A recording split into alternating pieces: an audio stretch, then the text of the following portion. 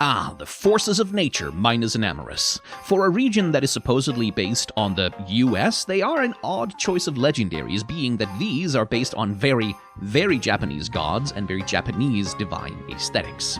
Ken Sugimori has stated that Tornadus and Thundurus are based on Fujin and Raijin, respectively, a pair of rather famous Shinto weather gods, while Landorus was designed to be a god of the land, though Sugimori does not specify which, if any, actual deity served as the inspiration, and I don't know enough about Shinto to speculate. Still, looking at period artwork of Fujin and Raijin, it is easy to see the inspiration coming through, and I mean, that is kind of cool, I guess.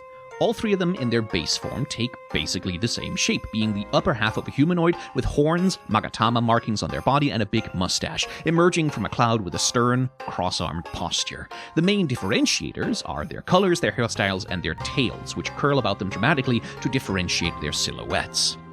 Their incarnate forms, thus, are mostly focused on emphasizing the unity between them, that all three of these are of the same kind, share a similar purpose, which is to control and embody the forces of nature. But then there's the Therian forms, added in Black and White 2, which are almost the exact opposite. These are extremely different and individual, and rather than reflecting a common shared nature, instead it reflects their distinct individual natures. So Tornadus is a big bird-like beast with broad wings and savage claws, Thundurus is a horned dragon, something like a Qilin perhaps, while Landorus takes after a lion dog, I think, with maybe a little bit of manticore in there. The unifying feature of the clouds, mustaches, and Magatama markings remain, but they are no longer the point of the design. To me, this kind of feels like the incarnate forms would be their divine forms, how they appear in the realm of heaven or whatever, while the Therian forms are avatars that they take on to go fuck shit up in the mortal world, or at least that feels like a mythologically plausible interpretation of their designs. It's hard to say how I would rate them as designs, though. On the one hand, they are unique, they have appropriately mythological context from the real world, and their Therian designs especially make them plausible as mythological Pokemon spirit deities.